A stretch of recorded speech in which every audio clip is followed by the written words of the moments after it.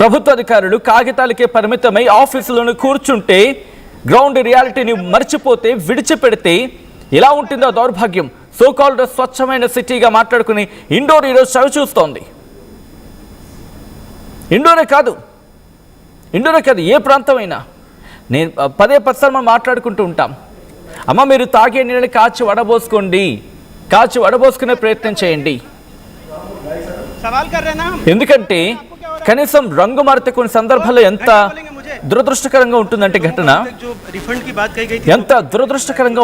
ఘటన రంగు మారిపోతే మన ప్రభుత్వం ఇస్తోంది కదా, ఎంత ధైర్యంగా ఉంటారో పాపం జనాలు. నిజంగా అమాయక ప్రజల్ని ఒక్కోసారి చూస్తే గుండె చివుక్కుమంటూ ఉంటుంది.